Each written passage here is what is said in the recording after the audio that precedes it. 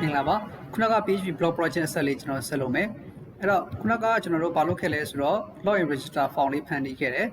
နော်အဲ့တော့ register လုပ်မယ်ဟလာ account လုပ်မယ်ပေါ့အဲ့တော့ကျွန်တော် database တစ်ခုဆောက်ရအောင်မယ်နော်အဲ့တော့ MySQL သွားပြီးမယ်ကျွန်တော်တို့ရဲ့ PHP blog project ဆိုတဲ့ database အောက်မှာ new table နော် new နေလိုက်အဲ့ဒါ table ဆောက်ဖို့အတွက်အဲ့တော့ဒီမှာကျွန်တော်ဗာပေးလဲဆိုတော့ဟလာပတ်ပြီးတော့ကျွန်တော်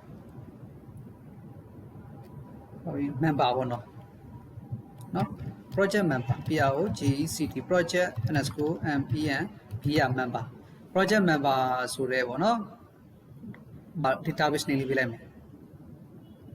ဟုတ်ပြီနော်ပထမဆုံးပါလဲ ID နံပါတ်ဒုတိယကနော် name နောက်တစ်ခုက email email email နောက်တစ်ခုက password PASS တူပါဒီ passwordဟုတ်ပြီနော်နောက်ထပ် column နှစ်ခုတော့ထပ်တိုးမယ်အဲ့တော့မှ2ဆိုမှကျွန်တော်ထည့်လိုက်မယ်ကို password ပြီးပါလဲ row ပေါ့နော် password ပြီးရင်ဟုတ်ပြီ RLE row ဟုတ်ပြီနော် row ခွဲမယ်ပြီးကြရင် row ပြီးပါကြတယ်ကျွန်တော်နေပါ name email password row of ဒီဆုံး image လာမယ်နော် image image ဒီမှာပါလဲ row role rows မှာထည့်မယ်နော်ဟုတ်ပြီအဲ့တော့ပထမဆုံး id မှာ ai check လုပ်မယ် auto 2မှာမလို့သူအဲ့ integer type ပဲဘာကြောင့်လဲ grand number တွေမလို့နေကကျတော့ variable character ဘာလဲအများဆုံး155ထိရတယ်100ပဲထားရမယ် email လည်းလိုပဲ variable character 100 password တူပဲ100 image တူပဲနော်အဲ့တော့ image ကကျွန်တော်က loss ရပါလဲ register form မှာ ဓာတ်ပုံပေးအပ်လို့မလို့နော်အဲ့ကျွန်တော် image မှာပါလို့ default ကျွန်တော်နားပဲထားရမယ်နော် default column ပါနော် default column မှာနားဆိုမှထည့်ရမယ်လားအဲ့လိုပေးမလို့ဘူးပြီးမှ row ကကျွန်တော်ဘာလဲလာမှာလဲဆိုတော့သူ့ကိုလည်းကျွန်တော်တို့က variable character နော် variable character 100ပဲထားရမယ်အဲ့မယ်နော်โอเคပြီးပြီဆိုကျွန်တော်ဒါဗာလဲ project member ဆိုတဲ့ table လေးပေါ့ချိန်တာပေးလို့ရတယ်ကျွန်တော် user table လေးပေးလို့ရတယ်စိတ်ကြိုက်ပါမယ်ဆိုလို့နော် member table ဆိုတော့ထားလိုက်ရတယ်ချိန်တယ်နေပြီပါအဲ့တော့ထဲက column ဘယ်နှခုရှိရော1 4 6ခုရှိမယ်အပြီးကျွန်တော်ဗာလဲနေမယ်ဆိုတော့ save ဆိုတဲ့ button လေးနှိပ်လိုက်โอเคအဲ့ဒါကျွန်တော်ဗာ project တစ်ခု table တစ်ခုရလာပြီ project member ဆိုတဲ့ table တစ်ခုရလာပြီပေါ့နော်ဟုတ်ပြီအဲ့တော့ကျွန်တော် register form နဲ့စတင်ချိတ်ဆက်တော့မယ်ခဏ form အဲ့တော့ဒီမှာဟလာ login register ဆိုတဲ့ form ရှိတယ်နော်အဲ့ login register form ရဲ့ပုံမှာပေါ့နော်ကျွန်တော်ဒီမှာ container ပုံမှာတွားရေးလိုက်မယ်နော် container ပုံမှာ php .com နဲ့ enter ဆင်းမယ်မှာကျွန်တော် database ရဲ့ site မှာ insert ထည့်မယ်ပေါ့နော် if insert $sign underscore ပါလဲ post method နဲ့နော် post method နဲ့ဒီမှာပါလဲ sign up ပေါ့နော် sorry အဲဒီဆုံး register လို့ခိုင်းမယ်နော် sign up register ဆိုတဲ့ name to view submit button ရဲ့ name to view register ကိုရခဲ့နော် register ဆိုတဲ့ name ကိုရခဲ့ရင်$sign us user name ဆိုတဲ့ variable တစ်ခုတည်ဆောက်တယ်နော်$sign underscore ကျွန်တော်ပါလဲ post method နဲ့ဘာထုတ်မှာလဲ user name ဆိုတဲ့တန်ဖိုးထုတ်မယ်ဟုတ်ပြီနော်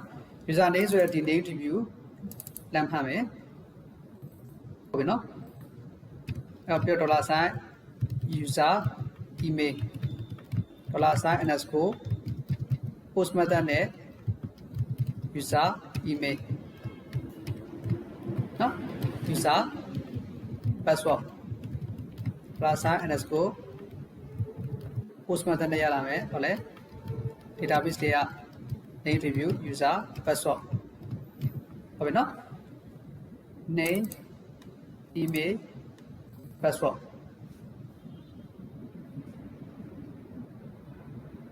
phải nó ok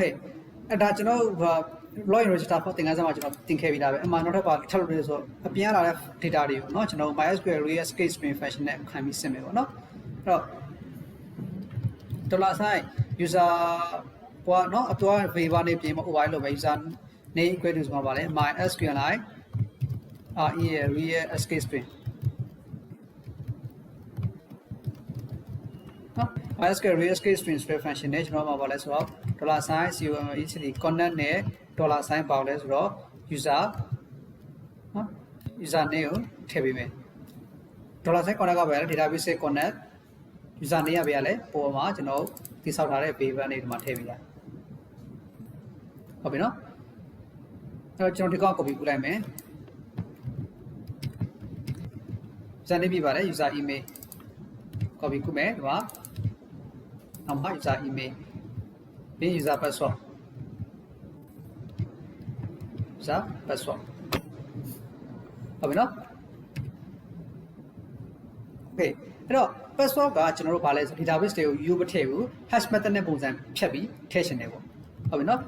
$sign user password ဆိုတော့တဲ့ variable တစ်ခုတိစောက်ပြီးမှာကျွန်တော်တို့ဗာလဲဆို password hash function သုံးတယ် PSS တို့ကဒီ password underscore hash hash နော် password hash နောက်က default ကဗာလဲ operator ထားတော့ဒါတော့ထိစရာမလိုဘူး string share string ကကျွန်တော်မှာနော် input form ဝင်လာမယ်$sign user password ဆိုတဲ့ variable နဲ့ဒီမှာထည့်လိုက်တာဟုတ်ပြီနော် okay ပြီးကြရင်တော့မှ speed ကိုမှပေးမယ်နောက်အောက်မှာ query ရေးမယ်$sign query and query ဘာလဲ query insert ထဲမှာဘယ် table ရလဲဘယ် table လဲဆိုတော့ခုနက project member ဆိုတဲ့ table တွေဟုတ်ပြီနော်အဲ့တော့ project member table SQL သွားမယ် insert query သွားပြီးမယ် insert ကို pattern နဲ့ control C နဲ့ copy ပြီးမှဒီမှာထည့်ဟုတ်မယ်နော် insert into ပဲလေ project member ဆိုတဲ့ table ကို data ထည့်မယ် ID ရထည့်စရာမလိုဘူး ID ကိုကျွန်တော်ဖြတ်မယ် name email ဟလာ password ပါလဲ role တွေထည့်စရာမလိုနော် role တွေလည်းကျွန်တော်ဖြတ်မယ် role နဲ့ image ကိုလည်းဖြတ်မယ်ဘာလို့ထုတ်မှာလဲ name ရဲ့ email ရဲ့ password ရဲ့သုံးခုပဲ register လုပ်ပြီးထည့်မှာနော်အနောက်က value ကပါလဲ form လာမယ် data တွေအဲ့တော့ in zone ပါလာလဲ name လာ$sign user name နော်$sign user email $sign user password ဟုတ်ပြီနော်အဲ့တော့ကျွန်တော်ပါ function သုံးပါ function သုံးပြီးချိန်မယ်ဆိုတော့ MySQLi MySQLi query အမပါလာပြီဒါ sorry database connect ဒီပါလာမီတာအခွင့်လိုက်တဲ့ query ရမယ်နော် okay အဲ့တော့ဟုတ်ပြီကျွန်တော်တို့တာပြီးကျွန်တော်သူ့ header location သုံးပြီးညွှန်မယ်ပေါ့နော် HEA ဒီက header ဆိုမှဘယ်သွားလဲ LOCA TI1 location header location ဆိုမှကျွန်တော်ဘယ်သွားခိုင်းမလဲဆိုတော့ index.php ဆိုတဲ့ file ကိုပို့လိုက်မယ်နော် register လုပ်ပြီးသွားပြီဒါ register လုပ်ပြီးသွားပြီဆိုမှ